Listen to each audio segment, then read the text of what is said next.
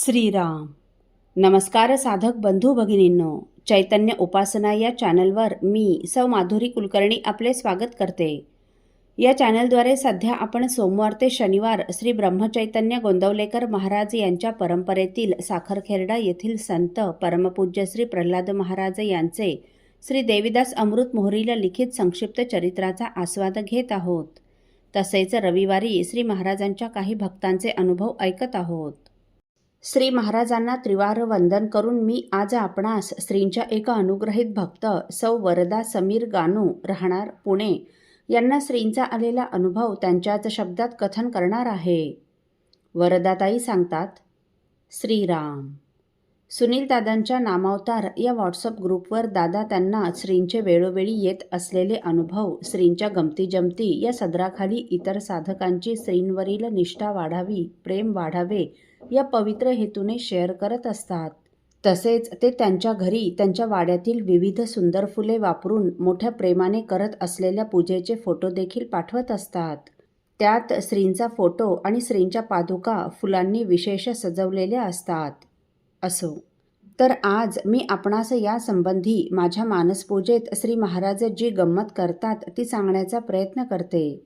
जेव्हा मी मानसपूजा करते तेव्हा श्रींचे स्नान झाल्यावर मी त्यांना कोणत्या तरी एका प्रकारच्या फुलांचा हार अर्पण करते. उदाहरणार्थ मोगरा, चाफा, प्राजक्त इत्यादी.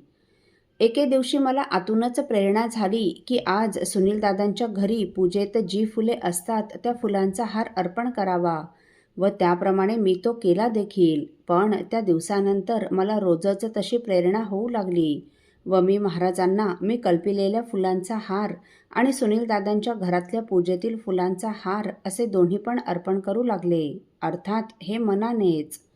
हे असे रोजच होऊ लागले. परंतु कधी जर का चुकून मी दादांचा हार अर्पण करायची विसरले तर आतूनच एक आवाज येऊ लागला, अगं आज तू सुनीलच्या घरातल्या पूजेच्या फुलांचा हार घालायला विसरलीस की. मग मी श्रींची माफी मागून हार अर्पण करू लागले. तो इनर व्हॉइस म्हणजे अंतरात्म्याचा आवाज एवढा जबरदस्त असतो की त्याला तुम्ही नाकारू शकत नाही. खरोखरच श्रींचे दादांवर किती प्रेम आहे हेच यातून जाणवते. दोघांचे बॉन्डिंग किती स्ट्रॉंग आहे हेच यातून सिद्ध होते. ही गोष्ट मी दादांना सांगितल्यावर ते म्हणाले, अगं हल्ली काही कारणाने मला पूजा करायला जमत नाही ना, म्हणून श्री तीच फुले वापरून तुझ्याकडून पूजा करून घेतात.